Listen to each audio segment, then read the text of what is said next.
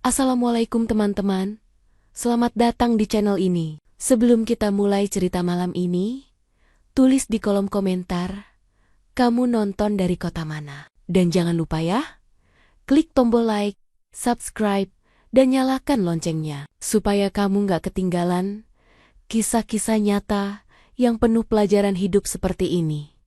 Oke, sekarang kalian boleh nilai aku dulu. Bilang, aku perempuan murahan, istri pengkhianat, perempuan yang gak tahu diri. Karena di mata orang, gak ada alasan yang bisa membenarkan seorang istri yang tergoda bos suaminya sendiri. Tapi, coba dengar dulu ceritaku. Karena yang kalian sebut dosa, kadang berawal dari sesuatu yang lebih sunyi dari yang kalian bayangkan. Kesepian. Namaku Indri, 35 tahun. Dan inilah kisah yang gak pernah aku ceritakan pada siapapun. Tentang bagaimana perhatian kecil dari seseorang bisa mengubah seluruh hidupku. Namaku Indri, 35 tahun. Istri dari seorang pria yang dulu pernah membuatku percaya bahwa cinta adalah hal paling sederhana di dunia. Namanya Anton, 36 tahun. Karyawan perusahaan properti yang ambisius dan disiplin. Dulu, setiap pagi dimulai dengan tawa. Sekarang hanya dimulai dengan suara notifikasi kantor. Sudah hampir 2 tahun, ia sering dikirim keluar kota. Awalnya seminggu, lalu 2, lalu sebulan. Katanya, semua itu untuk karier, untuk masa depan, untuk kehidupan yang lebih baik. Aku percaya. Tapi di sisi lain, aku mulai lupa rasanya punya suami yang benar-benar hadir. Setiap pagi, aku bangun sebelum matahari, menyiapkan sarapan, menyetrika bajunya, dan mendengarnya bicara di telepon dengan suara tegas. Ya, Pak, nanti sore saya kirimkan datanya. Tidak ada pelukan, tidak ada tatapan mata, hanya rutinitas yang diulang tanpa perasaan. Kadang, ia bahkan lupa mencium keningku sebelum berangkat. Padahal, dulu itu kebiasaannya setiap hari. Ketika malam datang, aku sering duduk di ruang tamu dengan lampu setengah redup. TV menyala, tapi suaranya tak kudengar. Aku hanya menatap pintu, berharap bunyi mesin mobil berhenti di depan rumah. Tapi yang datang justru pesan pendek. Maaf sayang, hari ini lembur, jangan, tunggu. Dan malam itu berulang lagi dan lagi. Sampai aku terbiasa tidak menunggu siapapun, aku masih mencintainya. Atau setidaknya aku ingin percaya bahwa aku masih melakukannya. Tapi bagaimana mencintai seseorang yang perlahan terasa seperti tamu di rumah sendiri? Aku mulai sibuk mencari alasan untuk merasa hidup. Kadang dengan membaca buku, menonton film lama, atau sekadar menyiram bunga yang tak kunjung mekar di depan rumah. Lucu, kan? Bunga pun butuh disiram agar tumbuh. Tapi bagaimana dengan hati? Hingga suatu hari, Anton mengajakku menghadiri acara kantor tahunan. Aku berdandan seadanya. Blus putih, rok panjang, dan sedikit lipstik. Aku tidak ingin menonjol. Aku hanya ingin dilihat olehnya, walau hanya 1 malam. Tapi sepanjang acara, Anton sibuk berbicara dengan rekan kerjanya. Ia meninggalkanku sendirian di meja pojok, dengan segelas jus yang sudah kehilangan esnya. Dan disitulah, aku pertama kali berkenalan dengan Hendra, bos Anton, pria berusia 41 tahun. Berpenampilan rapi, ramah, dengan cara bicara yang membuat siapapun merasa dihargai. Ia menyalamiku dengan senyum hangat dan berkata, "Jadi ini istri Anton ya?" Wajahnya anggun sekali. "Pantas suamimu tidak pernah berhenti bekerja keras." Aku tertawa kecil, menanggapinya sopan. Tapi di dalam hati, ada sesuatu yang terasa aneh. Tatapan Hendra tidak seperti tatapan atasan pada istri bawahan. Tatapannya lebih lama dari yang seharusnya. Ada rasa ingin tahu di sana. Ada sesuatu yang belum ku mengerti, tapi cukup membuatku tidak nyaman. Sepulang dari acara itu, aku masih memikirkan cara dia berbicara. Bukan karena aku tertarik, tapi karena sudah lama tidak ada yang berbicara padaku seperti itu, memperhatikan, menatap, mendengarkan, dan aku benci mengakuinya.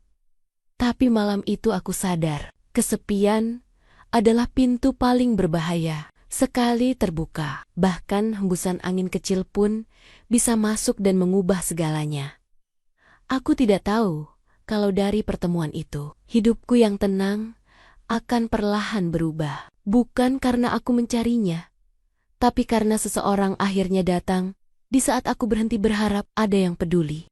Aku pikir setelah acara kantor itu, semuanya akan kembali normal. Aku akan tetap jadi istri yang menunggu, dan Hendra akan tetap jadi bos yang jauh di luar kehidupanku. Tapi, ternyata aku salah. 2 hari setelah acara itu, sebuah pesan masuk ke ponselku. Nomor tak dikenal. Apa kabar, Bu Indri? Ini Hendra. Maaf kalau tiba-tiba chat. Cuma ingin bilang, senang semalam bisa ngobrol sebentar. Aku sempat diam beberapa detik. Kuperhatikan pesannya berulang kali. Tak ada nada aneh, tapi tetap saja rasanya janggal. Kenapa bos suamiku menghubungiku pribadi? Aku menjawab singkat, sopan, hanya, baik pak, terima kasih. Semoga sehat juga. Kupikir percakapan berhenti di sana. Tapi malamnya, notifikasi itu muncul lagi. Anton kerja keras sekali. Ya, jangan lupa jaga kesehatannya juga, Bu. Kalimatnya sederhana, tapi ada sesuatu di balik kata-kata itu yang sulit dijelaskan. Sopan, tapi terlalu pribadi. Ramah, tapi terasa dekat. Aku memilih tidak membalas. Hari-hari berikutnya, pesan-pesan itu datang lagi. Kadang pagi, kadang sore, awalnya tentang pekerjaan. Lalu mulai bergeser pelan-pelan. Bu Indri, suka masak ya? Saya lihat waktu acara itu, Ibu kalem banget. Jarang loh sekarang perempuan bisa sesopan itu. Atau sekadar, hari ini kelihatannya hujan, jangan keluar sendirian. Awalnya, aku merasa risih, tapi lama-lama, aku mulai menunggu notifikasi itu. Rasanya aneh. Ada rasa bersalah setiap kali membaca pesan darinya. Tapi juga ada rasa hangat yang sudah lama tidak aku rasakan. Anton jarang menghubungi. Bahkan kalau aku kirim kabar, jawabannya selalu pendek dan tergesa. Sedangkan Hendra selalu punya waktu. Suatu malam aku menatap layar ponsel, menatap chat darinya yang baru masuk. Kalau boleh jujur Bu, saya suka cara Ibu bicara. Tenang, tapi berisi. Jarang saya ketemu orang seperti itu. Aku menatap pesan itu lama sekali. Sebagian diriku ingin marah. Sebagian lagi ingin pura-pura tidak peduli. Tapi bagian terdalam dalam diriku justru tersenyum lemah. Mungkin karena terlalu lama tak ada yang memuji. Aku tidak membalas malam itu. Tapi keesokan paginya, aku membaca pesannya lagi. Dan kali ini, aku mengetik satu kalimat balasan pendek. Terima kasih, Pak. Saya cuma berusaha jadi diri sendiri. Sejak saat itu, sesuatu yang tidak seharusnya dimulai, perlahan mulai tumbuh, dayam-dayam. Hari-hari berikutnya, pesan makin sering datang. Kami mulai berbicara tentang hal-hal kecil, makanan, film, bahkan tentang rasa bosan di rumah. Dan dari setiap percakapan itu, aku merasa seperti sedang berbicara dengan seseorang yang benar-benar mendengarkan. Suatu sore, aku sempat berkata dalam hati, kenapa aku bisa nyaman bicara dengan orang lain, tapi tidak dengan suamiku sendiri? Pertanyaan itu menampar. Tapi aku tidak punya jawaban. Aku tahu, aku seharusnya berhenti. Aku tahu, semua ini bisa berbahaya. Tapi di sisi lain, aku juga tahu, seseorang yang haus perhatian tidak akan berhenti minum, meski tahu airnya beracun. Dan Hendra tahu persis cara membuatku haus lagi. Hubungan kami di WhatsApp terus berlanjut. Awalnya, hanya beberapa pesan singkat di sela-sela hari. Tapi sekarang, sudah menjadi kebiasaan. Hendra selalu tahu kapan harus muncul. Saat aku sedang merasa sepi, saat suami tak menghubungi, atau saat aku sedang ingin bicara, tanpa harus menunggu dipahami. Aku tahu ini salah, tapi bagaimana cara berhenti? Kalau setiap kali aku mencoba menjauh, justru rasa ingin tahu yang lebih besar muncul. Bu Indri, udah makan siang? Saya lewat kantor suami ibu. Dia belum pulang dari meeting. Atau sekadar, kalau malam minggu sendirian, jangan sedih. Kadang, kesepian itu cuma tanda kalau hati ibu masih hidup. Pesan-pesan itu datang tanpa diminta. Tapi entah kenapa, selalu tepat waktu. Aku sempat berpikir, mungkin Hendra hanya iseng. Mungkin hanya basa-basi sopan. Tapi semakin hari, caranya bicara terasa berbeda. Dia tidak pernah terang-terangan. Tapi setiap kalimatnya seperti undangan yang perlahan menarikku lebih dalam. Lalu suatu hari, Anton pulang lebih cepat dari biasanya. Wajahnya lelah, tapi semangatnya aneh.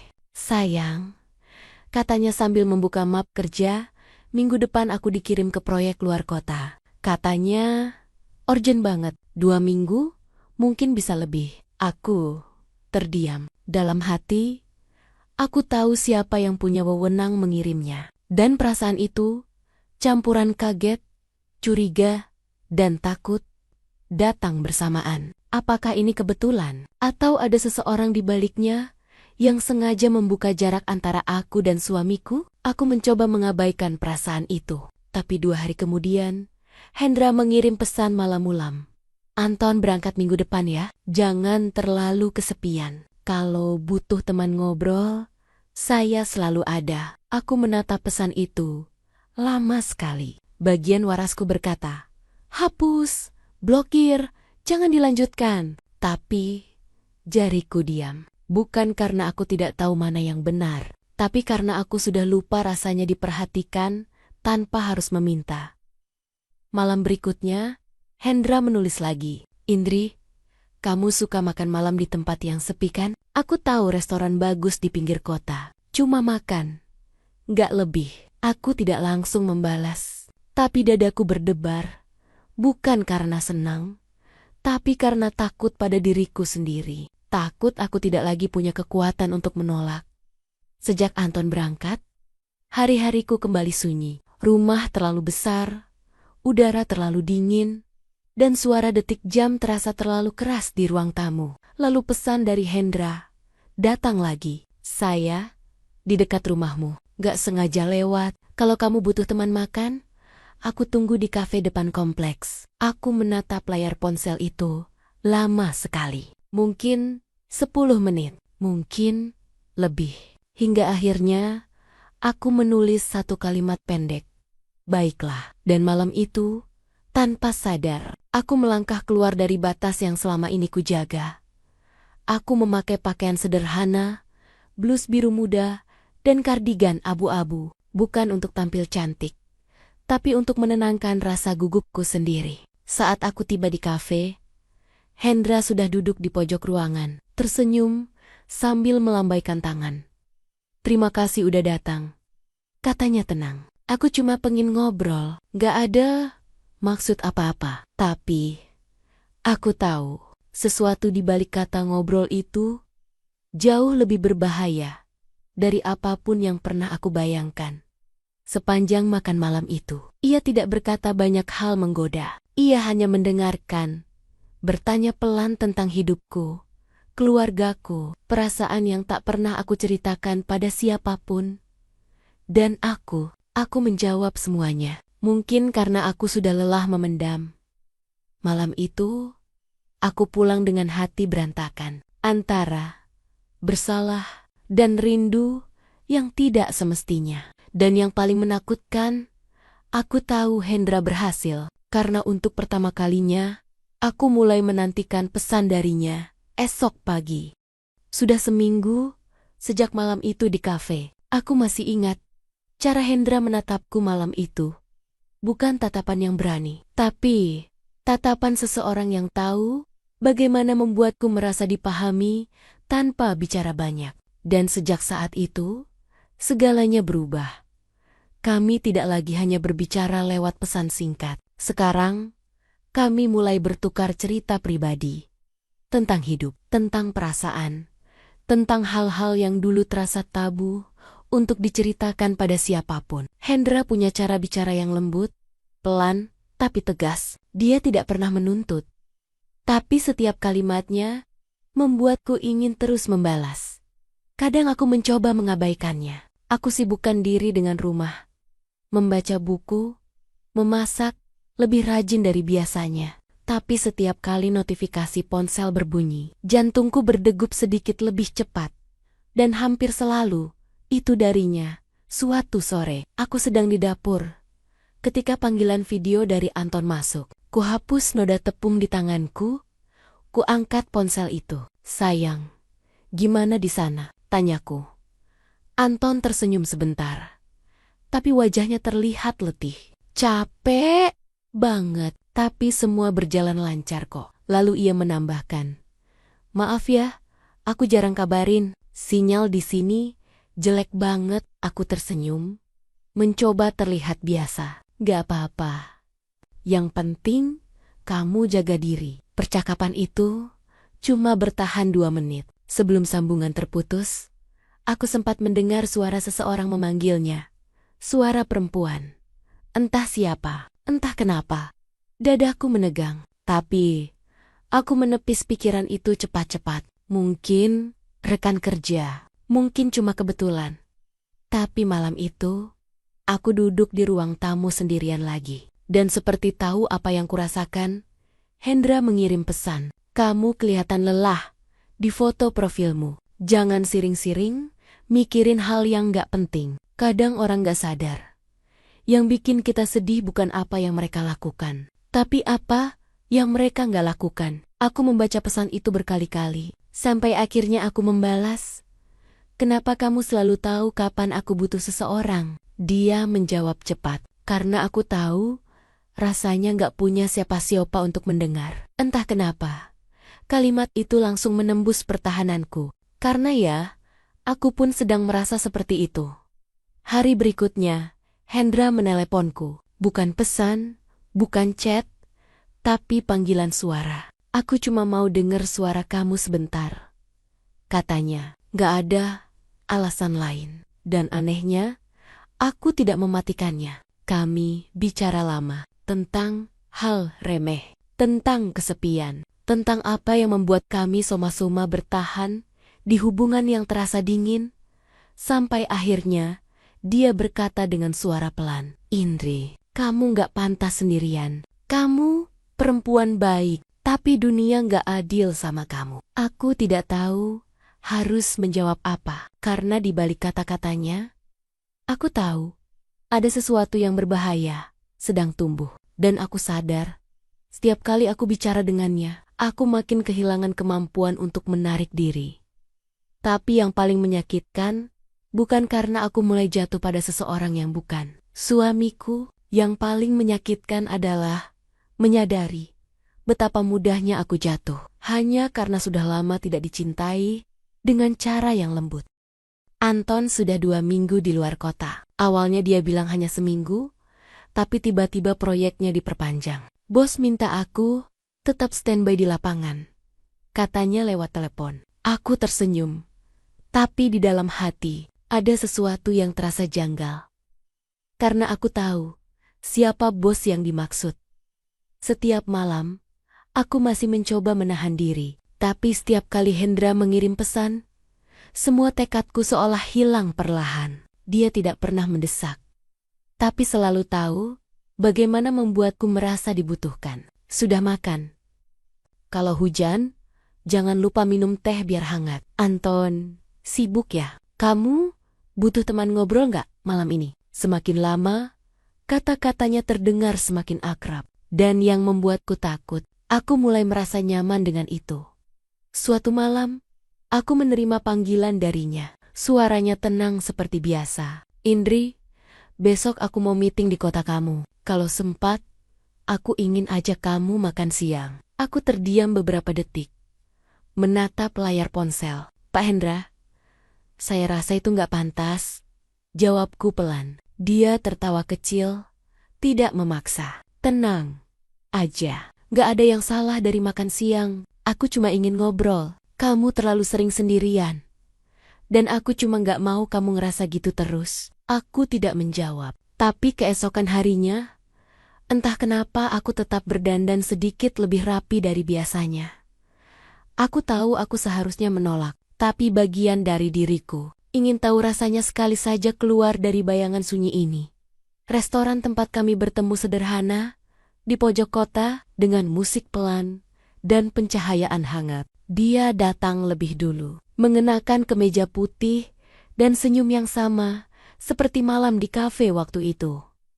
"Terima kasih sudah datang," katanya lembut. Aku hanya menunduk, mencoba menjaga jarak. Tapi cara dia bicara, caranya memperhatikan setiap kata yang keluar dari mulutku, caranya mendengarkan tanpa memotong. Semua itu membuatku merasa dilihat. Seperti dulu, saat Anton masih peduli, kami bicara lama tentang banyak hal yang tidak penting. Tapi di sela percakapan itu, ada momen hening yang terasa terlalu lama. Matanya menatapku, tenang tapi dalam. "Indri," katanya pelan, "kamu pernah ngerasa capek nggak?" Capek? Jadi orang kuat sendirian? Pertanyaan itu membuat dadaku sesak, karena tanpa sadar, air mataku mulai menggenang. Aku segera memalingkan wajah, tertawa kecil untuk menutupi rasa malu. "Kenapa sih? Kamu selalu bisa bikin aku begini?" Dia tersenyum, tapi kali ini senyumnya berbeda. "Karena kamu gak butuh seseorang yang sempurna, kamu cuma butuh seseorang yang benar-benar lihat kamu." Aku tidak tahu apakah itu rayuan atau kejujuran. Tapi malam itu, kata-katanya tinggal di kepalaku lama sekali. Ketika aku pulang, aku menerima pesan dari Anton. Cuma satu kalimat, "Maaf ya, besok kayaknya belum bisa pulang. Bos minta aku lanjut bantu tim proyek." Dan entah kenapa, aku mulai merasa benar-benar marah. Bukan karena Anton sibuk, tapi karena aku tahu, mungkin saja seseorang di balik layar sedang sengaja membuatku kesepian. Aku duduk di ranjang malam itu, menatap langit-langit kamar. Untuk pertama kalinya, aku merasa seperti sedang dijebak dalam permainan yang halus. Permainan di mana aku tidak pernah tahu kapan tepatnya aku kehilangan kendali. Dan di tengah semua rasa bersalah itu, satu pikiran menghantui kepalaku. Mungkin ini memang yang Hendra inginkan sejak awal. Sudah 3 minggu, Anton di luar kota. Katanya proyek belum selesai. Tapi aku tahu, bukan proyeknya yang berlarut, melainkan seseorang yang sengaja menahannya di sana. Aku mulai memperhatikan banyak hal kecil. Hendra sering menyebut-nyebut Anton dalam obrolan. Dia pekerja keras, tapi kadang terlalu mudah diatur. Katanya suatu hari lewat telepon, nada suaranya tenang. Tapi entah kenapa, membuatku merinding. Semakin hari, aku mulai melihat sisi lain dari Hendra. Dia masih perhatian, tapi caranya berubah. Bukan lagi sekadar peduli, tapi seperti ingin tahu segalanya tentang aku. Lagi, di mana, dengan siapa, kenapa nggak balas chat. Pertanyaan-pertanyaan itu awalnya terasa manis, tapi lama-lama menyesakan. Aku mulai merasa seperti dikurung dalam perhatian yang tidak sehat. Dan yang paling menakutkan, aku sadar aku sudah terlalu dalam untuk bisa lari begitu saja. Malam itu, Anton akhirnya menelepon. Suaranya terdengar letih.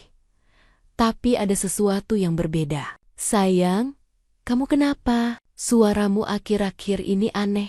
Aku tersenyum kecil, mencoba terdengar biasa. "Enggak, cuma capek aja." Dia diam sebentar, lalu berkata pelan, "Indri, kamu nggak apa-apa di rumah sendirian kan?" Pertanyaan itu membuatku nyaris menangis, karena seandainya dia tahu kebenarannya, aku tak akan sanggup menjawab.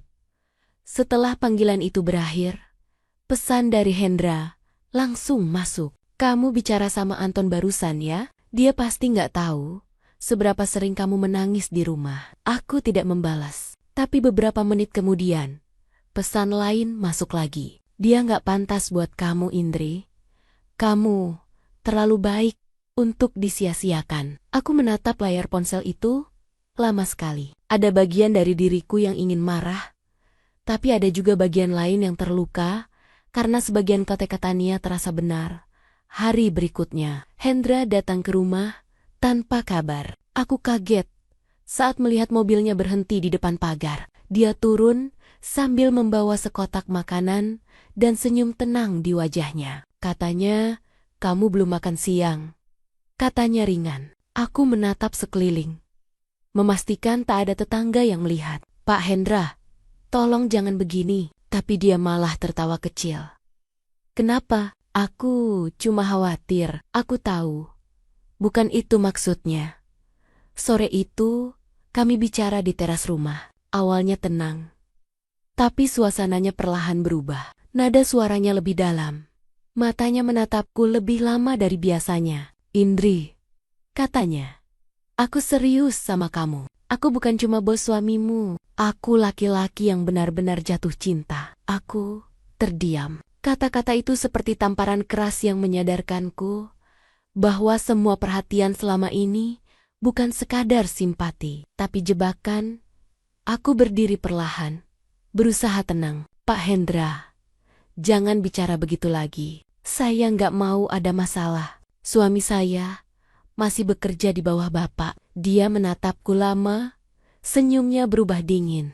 "Jadi, kamu takut setelah semua yang sudah aku lakukan buat kamu?" Aku menelan ludah. Untuk pertama kalinya, nada suaranya membuatku takut. Dia tidak lagi terdengar lembut. Dia terdengar seperti seseorang yang terbiasa mendapatkan apapun yang dia mau. Setelah dia pergi, aku duduk di ruang tamu, memegang ponsel yang masih menampilkan namanya. Aku sadar, selama ini aku pikir dia datang karena peduli, padahal dia datang untuk menguasai. Dan di titik itu, aku tahu, aku harus memilih antara melanjutkan sesuatu yang salah atau menghentikannya sebelum semuanya benar-benar hancur. Tapi aku tidak tahu kalau pilihan apapun yang akan kuambil setelah ini. Sudah terlambat.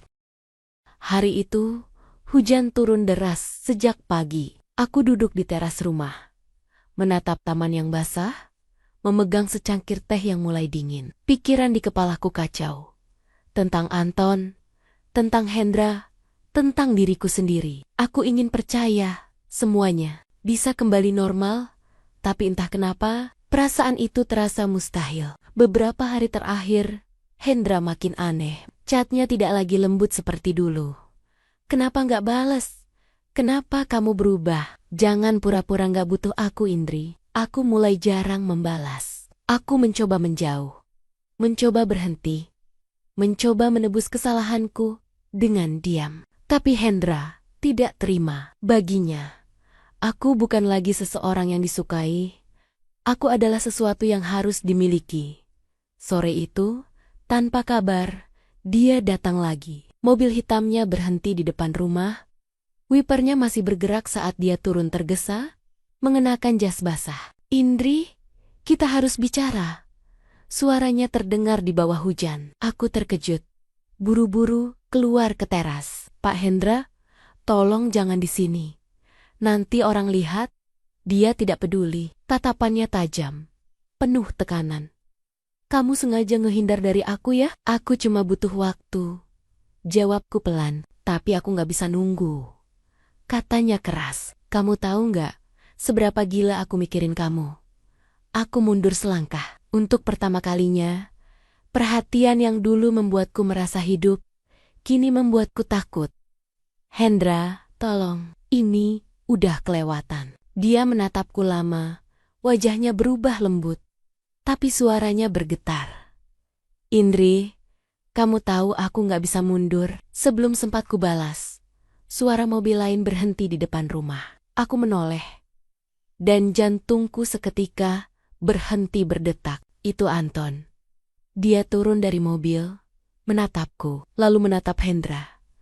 Hening, hanya suara hujan yang memecah udara. "Apa yang dia lakukan di sini?" tanya Anton pelan, tapi nadanya penuh luka. Aku tidak bisa bicara. Bibirku terbuka, Tapi, tidak ada kata yang keluar. Hendra mencoba bicara duluan. Saya cuma mampir. Mau kasih laporan proyek? Tutup mulutmu. Suara Anton kali ini tajam. Aku tahu, kamu bukan di sini buat kerja. Matanya berpindah ke arahku. Jadi ini alasannya, kamu jarang angkat telepon. Bukan, Mas. Bukan, seperti itu. Suaraku gemetar. Aku cuma, tolong jangan panggil aku Mas sekarang, Indri. Potongnya dingin. Kalimat itu menembus hatiku seperti pisau. Hendra mencoba menengahi, tapi Anton langsung melangkah maju. Menatapnya dengan amarah yang jarang kulihat. Kamu bos saya, Pak Hendra, tapi malam ini jangan pernah injak rumah saya lagi. Aku bisa melihat Hendra berusaha tetap tenang, tapi sorot matanya berubah. Bukan takut, tapi seperti orang yang terluka karena kehilangan kendali. Dia menatapku tajam sebelum pergi, tanpa bicara lagi. Saat mobilnya menjauh, Anton berbalik menatapku. Tidak ada bentakan, tidak ada tangan yang terangkat, hanya satu pertanyaan pelan yang membuat air mataku pecah seketika. Sejak kapan kamu ngerasa aku nggak cukup? Aku tidak punya jawaban, karena jawabannya terlalu menyakitkan.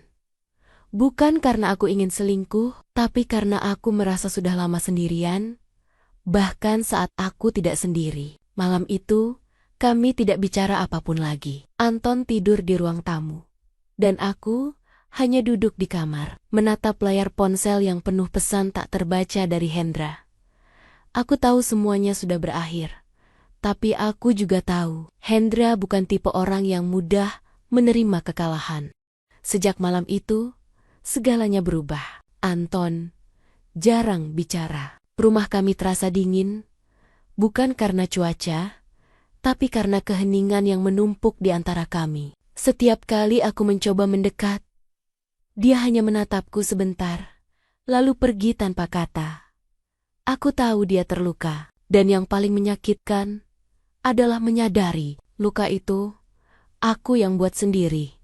Sementara itu, Hendra tidak berhenti. Pesan-pesannya makin gelap. Aku nggak bisa tidur tanpa mikirin kamu. Kamu pikir aku bisa biarin kamu gitu aja setelah semua yang terjadi? Aku nggak butuh izin siapapun buat dapetin kamu. Awalnya aku pikir itu cuma ancaman kosong. Tapi malam-malam berikutnya, aku mulai merasa dia benar-benar serius. Ada mobil yang sering berhenti di ujung jalan. Ada telepon tanpa suara di tengah malam. Dan di setiap bunyi pintu, aku selalu merasa seperti ada yang mengintai. Aku tidak pernah cerita ke Anton, bukan karena tidak mau, tapi karena aku tahu di matanya aku sudah kehilangan kepercayaan itu. Suatu malam, hujan turun deras. Aku sedang menyiapkan teh di dapur ketika mendengar suara mobil berhenti di depan rumah. Kupikir itu Anton. Tapi saat kulihat dari jendela, jantungku nyaris berhenti. Itu Hendra. Dia turun dari mobil dengan langkah cepat, wajahnya basah oleh hujan.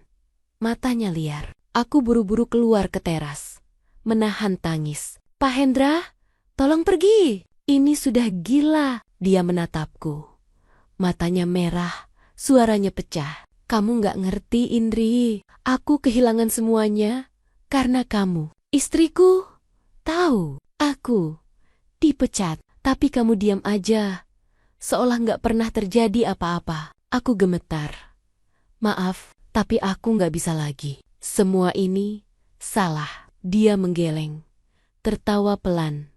Tawa yang terdengar seperti orang putus asa. Kalau aku nggak bisa punya kamu, nggak ada yang boleh. Tiba-tiba, suara pintu terbuka keras dari belakangku. Anton berdiri di sana, wajahnya pucat, tapi tegas. Hendra, suaranya menggema di tengah hujan. Cukup, pergi sebelum aku panggil polisi. Hendra menatapnya sebentar, lalu langkahnya maju satu kali.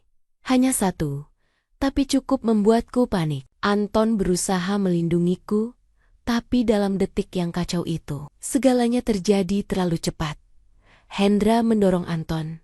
Anton melawan. Mereka terpeleset di lantai teras yang licin. Aku berteriak. Suara hujan menelan semuanya. Sampai akhirnya, suara keras terdengar. Kepala Anton membentur lantai batu.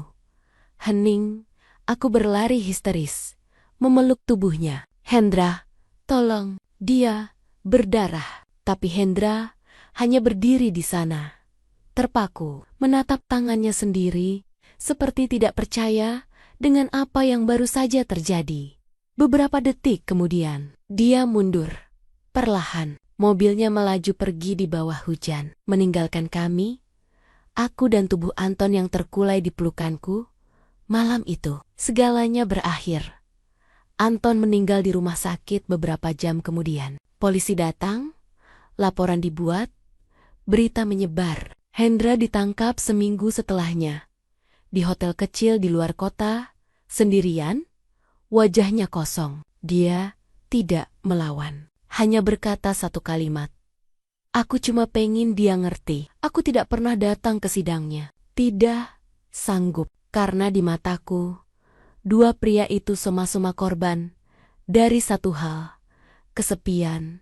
Sejak hari itu, aku hidup sendiri. Setiap pagi aku masih menyiapkan 2 cangkir teh, satu untukku, satu untuk bayangan Anton yang tak pernah kembali. Kadang aku duduk di teras, memandangi taman yang dulu dia rawat, berharap hujan turun lebih lama, supaya aku bisa menyalahkan langit atas air mata yang terus jatuh. Aku sudah kehilangan segalanya, dan setiap kali aku mengingatnya, hanya satu kalimat yang terlintas di kepalaku. Kesepian memang tak membunuh dengan cepat, tapi kalau dibiarkan terlalu lama, ia bisa membunuh segalanya. Cinta, kepercayaan, bahkan hidup seseorang.